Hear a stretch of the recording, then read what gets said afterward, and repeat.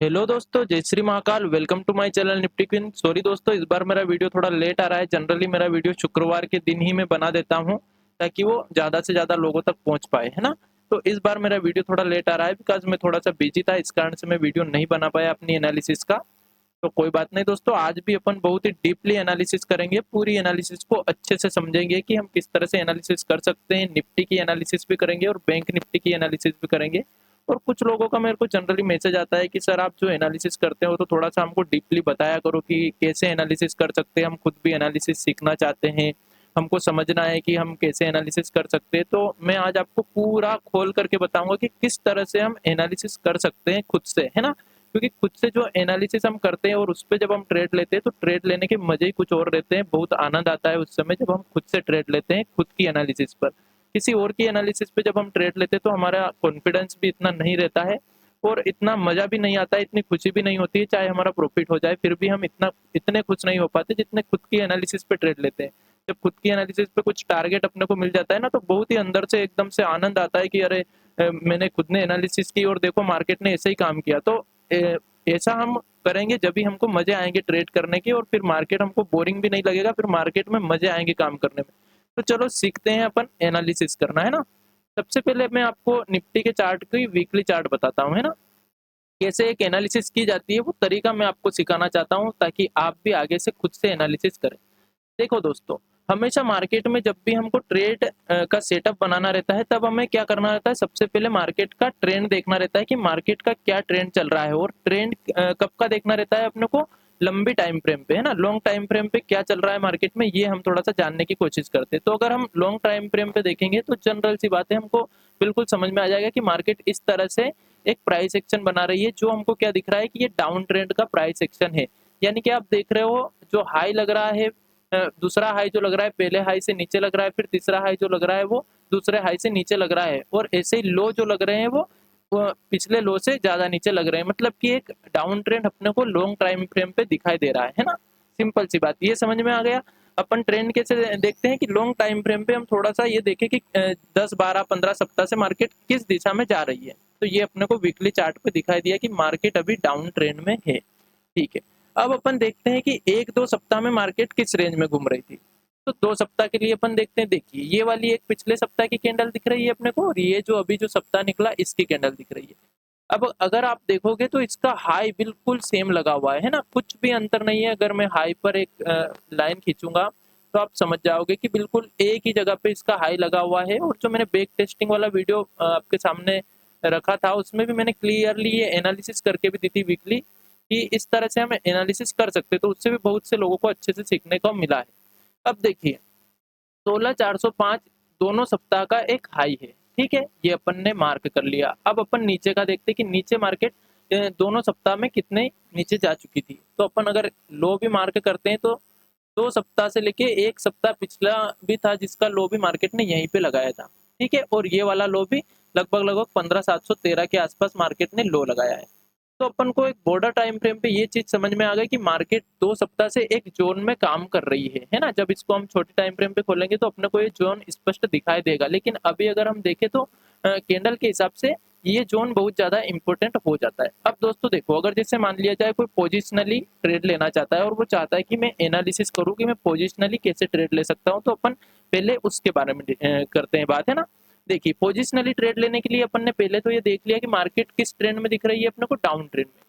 तो एक चीज नोटिस करने वाली बात है फ्रेंड्स, इस चीज को लिख लीजिएगा। जब भी मार्केट डाउन ट्रेंड में है, समझिएगा इस बात को, बहुत ज्यादा इंपॉर्टेंट होने वाली है। जब भी मार्केट डाउन ट्रेंड में है तो अपने को रेसिस्टेंस को बहुत ज्यादा रिस्पेक्ट देना है। समझ में आया, रेसिस्टेंस को ज्यादा रिस्पेक्ट देना है बजाय सपोर्ट के। ठीक, और ऐसे जब मार्केट अप ट्रेंड में चल रही हो, जब जैसे ये तो डाउन ट्रेंड दिखाई दे रहा है, जब मार्केट इस तरह से अगर चलती हुई दिखाई दे रही है हमको, तो हमको सपोर्ट को ज्यादा रिस्पेक्ट देना है ना। जब भी मार्केट किसी सपोर्ट के पास आए तो हम ये सोचेंगे कि अपन यहाँ पे बाइंग पोजीशन बनाए। ऐसे ही जब मार्केट अगर डाउन ट्रेंड में, तो हम ऐसी जगह ढूंढेंगे जहाँ पे हम सेल पोजीशन बना सके। ठीक है, तो अगर आप इसको ध्यान से देखोगे तो मार्केट ने जो क्लोजिंग दी है वो कहाँ पे दी है, जो अपनी अपर रेंज है उसके पास में क्लोजिंग दी है। तो अब हमारे पास सबसे अच्छी ट्रेड कौन सी बन रही है कि अगर मार्केट डाउन ट्रेंड में है और अगर अपने को रेसिस्टेंस के पास मिल जाती है मार्केट, है ना, देखिए, ये जो एनालिसिस की जा रही है या जो भी एनालिसिस आप भी करोगे, हमेशा एक चीज़ का ध्यान रखें, कभी भी बायस होके एनालिसिस नहीं करें। मतलब कि जैसे कोई सा विदेशी मार्केट हमने देख लिया या फिर कोई सी न्यूज़ हमने देख ली और वो देख कर के अगर हम एनालिसिस करेंगे तो हमारे माइंड में फिर क्या चलेगा कि मार्केट नीचे जाने वाली है, नीचे जाने वाली है, तो हमको फिर चार्ट पे क्लियर वो चीज़ें नहीं दिखाई देगी जो हमको देखना चाहिए। तो इसलिए हमको जब चार्ट हम पढ़ रहे हैं, जब हम चार्ट को देख रहे हैं तो हमको क्लियरली बिल्कुल शांत माइंड से और बिल्कुल फ्री माइंड से चार्ट को देखना है, तो हमें सब कुछ दिखाई देगा। चार्ट हमको सब कुछ बता देगा, चाहे न्यूज़ आएगी या नहीं आएगी, ये सब चीज़ें चार्ट पे अपने को दिखाई देगी, कोई दिक्कत नहीं है। अगर न्यूज़ आएगी तब भी हम समझ लेंगे कि हाँ, चलो न्यूज़ आ रही है तो चार्ट भी दिखा रहा है, मार्केट ऊपर जा रही है, अगर अच्छी न्यूज़ आ रही है तो नेगेटिव न्यूज़ आ रही है तो मार्केट नीचे जा रहा है, चार्ट पे अपने को सब चीज़ दिखाई देगी। इसलिए अपन को बिल्कुल बायस होके एनालिसिस नहीं करना है। तो भले ही मार्केट में एक बुलिशनेस पहले आई है, देखिए एक उदाहरण मैं आपको देता हूँ, ये समझिए आप। इस वाले ज़ोन में अगर आप देखोगे तो लगभग 8-9 सप्ताह आपको यहाँ पे दिखाई देगा मार्केट एक ही ज़ोन में घुमा था, है ना? कभी बुलिश कैंडल बनी थी, अब अगर हम यहाँ पे सोच लें कि अब मार्केट में बेयरिश की हम सोचे ही नहीं, तो दूसरे ही सप्ताह वापस नेगेटिव कैंडल बन गई, फिर से नेगेटिव बनी, फिर से पॉजिटिव बनी, फिर से पॉजिटिव, फिर से नेगेटिव। मतलब कि 1 सप्ताह तक मार्केट एक रेंज में अगर घूम सकता है, तो हम यहाँ भी ये कर सकते हैं एक्सपेक्ट कि मार्केट इस जगह पे भी 1 सप्ताह तक, 2 सप्ताह तक, 5 सप्ताह तक, 10 सप्ताह तक भी घूम सकता है। ऐसा ज़रूरी नहीं है कि मार्केट इस रेंज को ब्रेक करे ही या इधर भी ब्रेक करे ही, ज़रूरी नहीं है। कब ब्रेक करना है ये मार्केट डिसाइड करेगा, ये हम डिसाइड नहीं करें, है ना? तो हमारे पास सबसे अच्छी अपॉर्चुनिटी क्या मिल रही है कि अगर मार्केट 16,266 पे अभी है और हमारा सबसे बड़ा रेसिस्टेंस अगर वीकली देखें हम तो क्या आ रहा है 16,405, ठीक है? तो हम क्या करेंगे, अगर मार्केट हमें 16,405 के आसपास कहीं पे भी मिलती है, 16,400 पे मिलती है, 16,390 पे मिलती है, तो हम एक पुट की पोजीशन यहाँ पे ट्राई कर सकते हैं और ये पोजिशनली ट्राई कर सकते हैं, क्योंकि हम 16,430 या 16,425 मतलब 20-30 पॉइंट का एसएल लगा करके हम एक पुट की पोजीशन यहाँ पे ट्राई कर सकते हैं। अगर हमारा एसएल हिट नहीं हुआ तो हम पूरी वीक उस पुट की पोजीशन को रख सकते हैं और उसका टारगेट 15,713 तक का तो मिनिमम रह ही सकता है ना? क्योंकि वीक की लो कैंडल है। देखिए जैसे मार्केट में ये बेरिश कैंडल बनी थी, अब ये बुलिश कैंडल बनी। अगर हम बेरिश कैंडल में बिल्कुल बेरिश हो जाते और पुट की पोजीशन ही बना के रख लेते कि चलो पुट ले लेते हैं यहाँ की, तो हमारी जीरो हो जाती, ये बुलिश कैंडल बन गई। इसी तरह अगर हम ये सोच ले कि अब बुलिश कैंडल बन चुकी है तो अब ऊपर का ही सोचे, तो हो सकता है मार्केट तीसरी कैंडल रेड बना दे। तो इस तरह से कंफ्यूजन कर देता है मार्केट। तो हमको कंफ्यूज नहीं होना, हमको तो चार्ट के हिसाब से चलना है कि ये एक रेसिस्टेंस है और मार्केट डाउन ट्रेंड में है, तो हम रेसिस्टेंस को ज्यादा रिस्पेक्ट दें, हम यहाँ पे पुट की पोजीशन बनाएंगे। अगर हमारा एसएल हिट हो जाता है 20-30 पॉइंट का, तो हम 16,440-45 के ऊपर भी एक सी की पोजीशन बना लेंगे तो भी कोई दिक्कत नहीं है, क्योंकि फिर हमको बहुत अच्छी तेजी मिल सकती है। फिर हमको इस कैंडल की क्लोजिंग तक का टारगेट या इस कैंडल के हाई तक का टारगेट मिल सकता है ऊपर की साइड, ठीक है? तो इस कैंडल की क्लोजिंग अगर हम देखें तो 16,928 और अगर हाई देखें तो 17,100, मतलब कि ये वाला टारगेट 17,100 तक का या 17,000 तक का मिनिमम टारगेट हमको ऊपर की साइड भी मिल सकता है। इसी तरह अब अगर पोजिशनली हम कॉल की पोजीशन कम लेंगे इसके ऊपर, अगर पुट की पोजीशन हम लेंगे तो इसके नीचे नीचे। अब दूसरी चीज, अगर मार्केट यहाँ पे हमें कहीं पे मिलती है तो हम यहाँ पे सी की पोजीशन बाय करने की नहीं सोचेंगे, इस वाली लाइन के पास। क्यों नहीं सोचेंगे? ये सब चीजें मैं इसलिए खोल रहा हूँ ताकि आप समझे इस चीज को। देखिए मार्केट है डाउन ट्रेंड में, तो डाउन ट्रेंड में हमको रेसिस्टेंस को रिस्पेक्ट देना है, ये मैंने पहले ही आपको बताया। सपोर्ट को ज्यादा रिस्पेक्ट नहीं देना है, तो हम यहाँ पे सी की पोजीशन लेने की नहीं सोचेंगे पोजिशनली। हम क्या सोचेंगे कि इसको ब्रेक कर दे अगर मार्केट, तो हम पी की पोजीशन लेंगे और उसका टारगेट हम जो पहले का जोन बना हुआ है उसका लो रख सकते हैं पहला, तो लगभग 15,400 तक का। और नीचे अगर मार्केट जाती है तो हम इस कैंडल का जो डोजी कैंडल दिख रही है हमको, इसके हाई तक का टारगेट 15,000 तक का टारगेट नीचे की साइड रख सकते हैं। मतलब कि लगभग 700 पॉइंट नीचे और लगभग 700 पॉइंट ऊपर का हमको टारगेट मिल सकता है इस रेंज के ब्रेकआउट होने पे। और अगर ब्रेकआउट नहीं होती है तो इस रेंज में तो हम ट्रेड कर ही सकते हैं। तो ये तो आपको समझ में आया कि हम वीकली एनालिसिस कैसे करते हैं। अब अपन चलते हैं अपनी इंट्राडे एनालिसिस पे, ठीक है? चलो 15 मिनट का चार्ट अपन निकालते हैं और इंट्राडे एनालिसिस को समझते हैं। देखिए वही वाला चार्ट जो मैंने वीकली पे बनाई लाइन, वो की वही लाइन अपने को यहाँ पे भी काम आ रही है।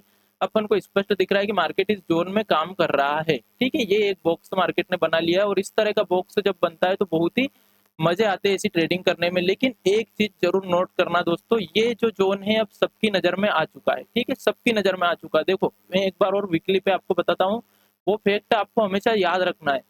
मार्केट में थोड़ा सा अपने को क्या करना पड़ता है, लोगों से अलग हटके चलना पड़ता है। जो कॉमन मैन, जो कॉमन ट्रेडर सोचते हैं वैसा हमको नहीं सोचना रहता है।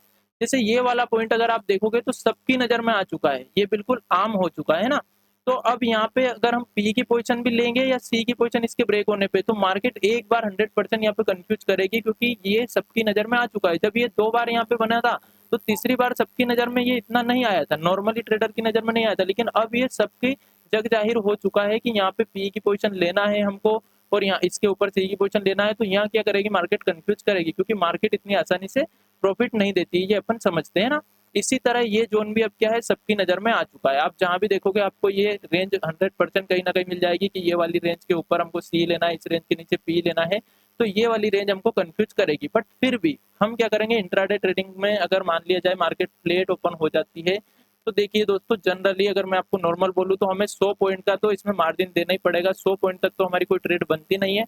अगर 16405 के पास हमको वापस से मार्केट यहाँ मिलती, तो इंट्राडे में भी हम पुट की पोजीशन ट्राई करेंगे। और अगर हमारा एसएल हिट नहीं हुआ 20 पॉइंट 25 पॉइंट का, 16425 तक का एसएल हमारा हिट नहीं होता है, तो हम टारगेट रख सकते हैं लगभग 16,229 तक का वापस से। ठीक है, 16,400 से 16,229 तक का हमारा टारगेट हो सकता है। समझ में आया। अगर इसके ऊपर मार्केट निकलती है और सस्टेन कर जाती है, इसमें सस्टेन करने देना, ठीक है, इसमें खुलते से ही मत लेना, क्योंकि अगर इसके ऊपर मार्केट को अच्छा जाना होगा तो बहुत अच्छा टारगेट देगी, 200 पॉइंट का टारगेट देगी एक ही दिन में। तो ऐसे समय में फिर हमको क्या करना है, थोड़ा सा वेट करना है। 10 मिनट की कैंडल एक क्लोज अगर मार्केट इसके ऊपर दे देती है और सस्टेन करने लगती है, तो हम सी की पोजीशन लेंगे और ऊपर तक का टारगेट हम लगभग 200 पॉइंट का रख सकते हैं। अगर 16,400 पे हम ट्रेड ले रहे हैं, तो 16,600 तक का टारगेट हम, ये वाली जो गैप मार्केट ने छोड़ी थी पहले, ये वाली गैप मार्केट फिल कर सकती है। तो 16,639 तक का, 31 तक का टारगेट हम ऊपर की साइड ले सकते हैं। ठीक, ऊपर का समझ में आ गया। अब मार्केट अगर मान लिया जाए फ्लैट ओपन होके नीचे आती है, तो हमको क्या करना है, तो थोड़ा सा कंफ्यूजन वाली स्थिति बनेगी, लेकिन कोई दिक्कत नहीं, तब भी हम ट्रेड तो लेंगे। देखिए, ये वाली कैंडल अपने को दिखाई दे रही है, जहाँ पे ये वाली कैंडल है, ये वाली कैंडल है, ये वाली कैंडल है, मतलब कि ये जोन बहुत ही इंपॉर्टेंट है। तो हम इसके नीचे ही पुट की पोजीशन लेने की सोचेंगे हम, जो कि लगभग 16,116 का जोन है। ठीक है, मार्केट अगर इसको ब्रेक करती है, तो अपन एक पी की पोजीशन लेंगे और उसका टारगेट हम क्या रखेंगे, पहला टारगेट हम रखेंगे 16,064 तक का। ठीक है, पहला टारगेट। यहाँ पे थोड़ा सा छोटा टारगेट लेंगे, क्योंकि मार्केट में अभी ये वाली कैंडल जब तक नहीं टूटती, तब तक अपन ज्यादा एग्रेसिवली पुट की पोजीशन है नहीं लेंगे। ठीक है, क्योंकि यहाँ से कहीं से भी मार्केट रिवर्सल ले सकती है, जब तक ये वाला गैप फिल नहीं होता है तब तक। ठीक है, तो पहला टारगेट 16,066 तक का हम रख सकते हैं, दूसरा टारगेट 16,000 तक का हम रख सकते हैं नीचे की तरफ। ये तो सोमवार के दिन की बात हो गई। ठीक है, पोजिशनली मैंने आपको बताई दी कि कैसे हम कर सकते हैं। सॉरी दोस्तों। अब बात करते हैं अपन बैंक निफ्टी की। बैंक निफ्टी में हमने पिछली बार क्या डिस्कस किया था, जैसे निफ्टी का मैंने इसलिए नहीं बोला क्योंकि निफ्टी में हमने जो डिस्कस किया था पिछली बार, उसके हिसाब से निफ्टी खुली ही नहीं थी, बहुत ऊपर खुल गई थी हमारे टारगेट से भी, तो उस दिन कोई ट्रेड नहीं बनी। टेलीग्राम चैनल पे मैंने एक ट्रेड शेयर की थी मेरी, जो कि मैंने केवल इसलिए ले ली थी क्योंकि मार्केट वहाँ से थोड़ा सा रेसिस्टेंस खा रही थी, बार-बार वहाँ से रिवर्सल ले रही थी, तो मैंने 10 पॉइंट का एसएल लगा के वहाँ पे ट्रेड ली थी। जैसे ही मेरा एसएल उठ हुआ था, मैंने ट्रेड को क्लोज कर दिया था, है ना? मैंने लिखा भी था कि अब मैं ट्रेड नहीं करूँगा। तो इस तरह से जब मार्केट 400-500 पॉइंट का गैप डाउन, गैप अप ऐसे देती है, तो हमें उस दिन मार्केट को अवॉइड करना चाहिए फ्रेंड्स। तो डिसिप्लिन की बातें इस वाले वीडियो में ज़्यादा नहीं हो पाएगी, क्योंकि वीडियो बहुत बड़ा हो जाएगा। अपन आज एनालिसिस ही सीख लेते हैं केवल। ठीक, बैंक निफ्टी में हमने क्या डिस्कस किया था कि अगर बैंक निफ्टी 33,675 के ऊपर जाती है, तो हम सी की पोजीशन लेंगे अगर 5 मिनट की कैंडल क्लोज करती है तो। और पहला टारगेट रखेंगे 33,936 तक का। मार्केट ने क्लोजिंग ही बहुत ऊपर दी 5 मिनट की कैंडल, तो हमारी यहाँ पे कोई ट्रेड नहीं बनी, है ना? वैसे तो जो हमारा लेवल था उसने तो परफेक्ट काम करा, लेकिन हम ट्रेड नहीं ले पाए, कोई बात नहीं। दूसरी ट्रेड हमारी ये थी कि अगर 33,936 के ऊपर मार्केट सस्टेन करती है, तो हम सी की पोजीशन लेंगे और 34,136 तक का टारगेट रखेंगे। 15 मिनट में मार्केट ने हमको ये वाला टारगेट भी दे दिया। तो इस तरह से एनालिसिस होती है दोस्तों, है ना? तो बैंक निफ्टी में तो हमारी करेक्ट, जैसे हमने लाइव मार्केट में एनालिसिस की थी, इस तरह की एनालिसिस हो गई थी। अब अपन देखते हैं कि सोमवार के दिन हम कैसे कर सकते हैं बैंक निफ्टी में काम। कैसे कर सकते हैं, अगर मार्केट फ्लैट ओपन होके ऊपर चलती है, तो 34,410 के ऊपर अपन सी की पोजीशन लेंगे। 34,640 का अपना पहला टारगेट रहेगा। अगर इसके ऊपर भी सस्टेन करती है, तो 34,791 तक का अपना दूसरा टारगेट रहेगा बैंक निफ्टी में ऊपर की साइड। नीचे की साइड का क्या करेंगे, अगर जो बैंक निफ्टी 34,136 को वापस नीचे की साइड ब्रेक करती है, तो हम एक पी की पोजीशन लेंगे। ठीक है, और उसका पहला टारगेट 33,936 तक का रहेगा। तो 33,936 के नीचे अगर सस्टेन कर जाती है मार्केट, तो हम जो दूसरा टारगेट रखेंगे वो 33,675 का टारगेट रख सकते हैं। अब इसमें मैंने यहाँ पुट लेने की क्यों नहीं बोला, यहाँ पुट लेने की क्यों नहीं बोला, उसका रीज़न ये है क्योंकि बैंक निफ्टी थोड़ी-सी स्ट्रॉन्ग दिख रही है अपने को निफ्टी से। लेकिन अगर निफ्टी वीक हो जाएगी, निफ्टी अगर नीचे आने लगेगी तो बैंक निफ्टी भी नीचे आएगी, ऐसी कोई दिक्कत वाली बात नहीं है। ये डाटा के हिसाब से थोड़ी स्ट्रॉन्ग दिख रही है और कुछ भी नहीं, है ना?